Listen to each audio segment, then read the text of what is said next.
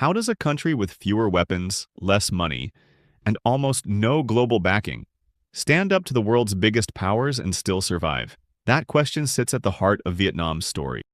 In just 1 century, Vietnam faced colonial rule, a Cold War superpower conflict, and a brutal border invasion.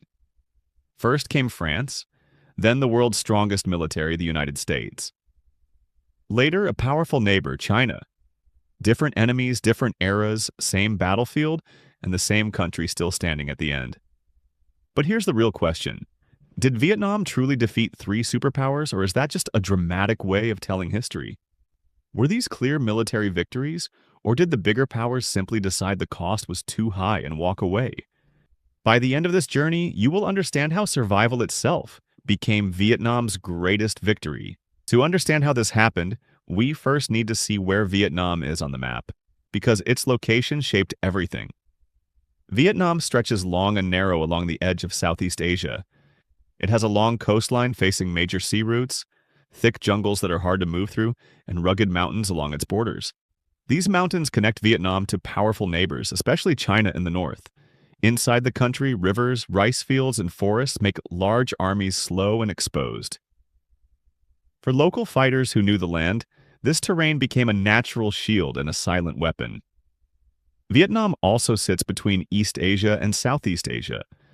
For centuries, outside powers passed through or tried to control this region.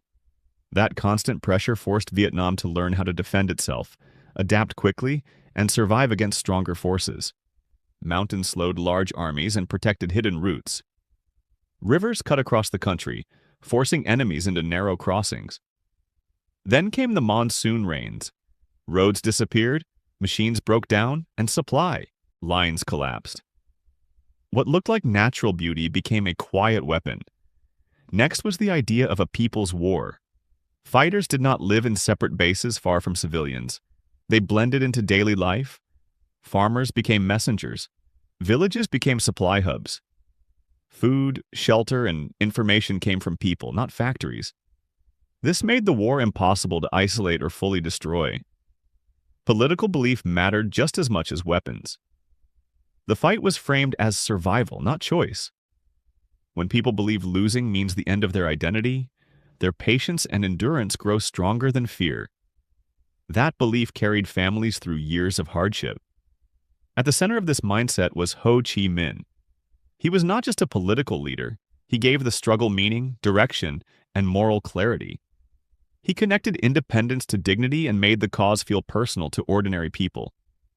Alongside him was Vo Nguyen Giap. Together they formed the brain of the movement. One focused on unity and nation building, the other mastered long-term strategy and discipline. This foundation was set before the wars, and it changed everything that followed. After World War II, France wanted one thing: to return and restore colonial control over Vietnam. To Paris, this was about prestige and rebuilding influence. To the Vietnamese people, it was about ending foreign rule once and for all. Vietnamese forces responded by building something bigger than an army. They built a national movement called the Viet Minh. In the early years, they avoided direct battles. French forces were stronger, better equipped, and more experienced. Fighting head-on would have meant quick defeat. Instead, the strategy was patience. Guerrilla warfare came first. Small attacks, ambushes, and constant pressure. Supply lines were disrupted. Morale was slowly worn down. Over time, the Viet Minh grew stronger, more organized, and more confident. When the moment was right, they shifted tactics and began fighting larger, more conventional battles. This approach worked because it did not depend on one enemy type. It focused on endurance. Whether facing colonial troops or modern armies, the goal was the same: survive, adapt, and outlast. The turning point came at the Battle of Dien Bien Phu. France believed it controlled the battlefield. They set up a base in a remote valley, expecting Vietnam to attack directly and fail. Instead, Vietnamese forces dragged heavy artillery through mountains, dug deep into the hills, and surrounded the valley. The base became a trap. After weeks of fighting, the French position collapsed. France could no longer continue the war. Negotiations followed. Vietnam's path to independence was opened, not by speed, but by strategy and patience. When France left, peace did not arrive. Instead, Vietnam was split in two. The country was divided into North and South. This split was meant to be temporary.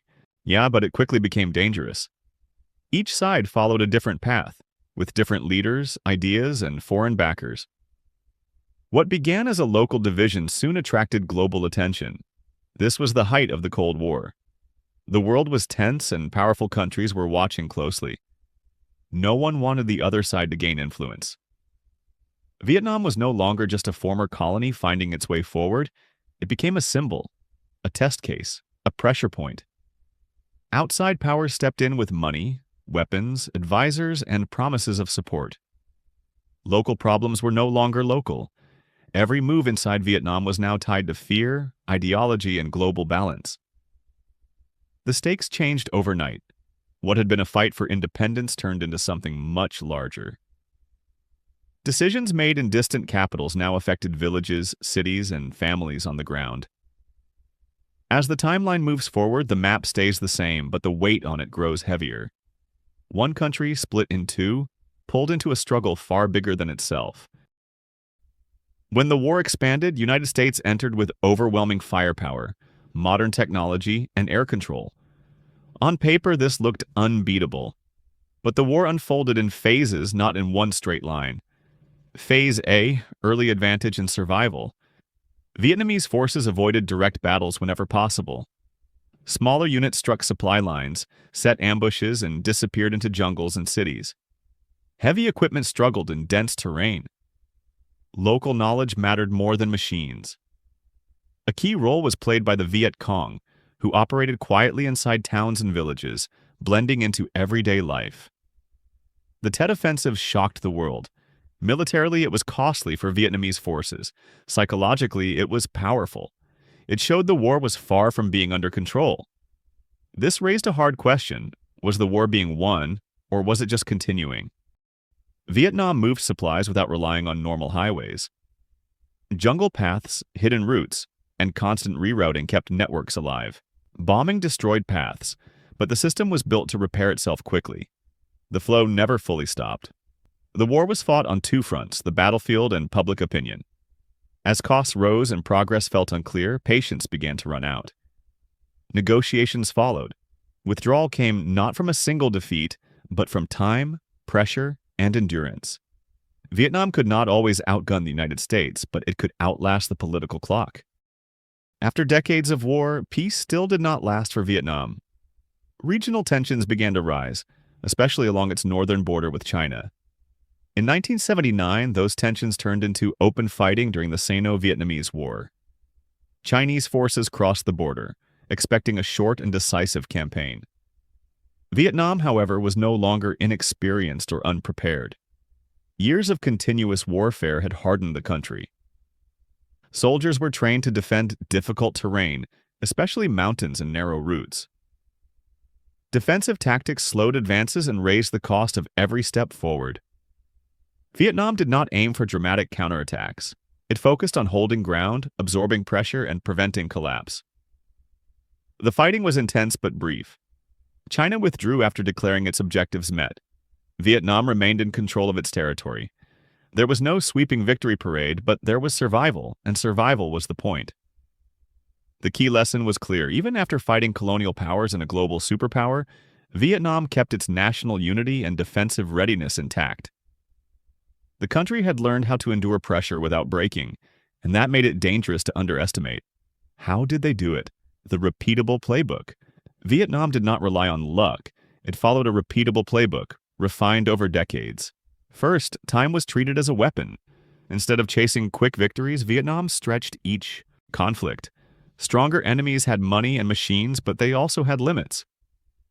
As wars dragged on, political pressure and economic cost began to matter more than battlefield wins. Second, terrain and local knowledge shaped every fight. Jungles, mountains, rivers, and weather forced enemies into the worst conditions possible. Vietnam fought where it felt at home and where outsiders struggled. Third, logistics were decentralized. Supplies moved through many small routes instead of one large system. When one path was destroyed, others kept working. This made total shutdown nearly impossible. Fourth, adaptation mattered. Vietnam began with guerrilla tactics, then shifted to larger, more conventional operations when strength and timing allowed. Strategy changed with reality. Fifth, unity and narrative held everything together. People believed the fight mattered. Morale, support, and recruitment stayed alive. Finally, leadership and planning guided it all. Discipline and long-term thinking proved stronger than raw power in a long war. In conclusion, what is the real reason Vietnam stood up to giants and did not fall? It was never just about guns, bombs, or numbers. These wars were fought with endurance, organization, and patience. Vietnam learned how to stretch time, how to turn land into protection, and how to keep people committed even when the cost was high. Geography was not just scenery, it became strategy. Here's the twist most people miss. The stronger side often wins battles, but the weaker side can win the war if it controls how long the fight lasts. This explains why the biggest bombs did not guarantee victory, and why pressure slowly shifted away from the battlefield to politics and public patience. If you remember only one thing from this story, remember this. Power looks permanent, but it is fragile when time stops working in its favor.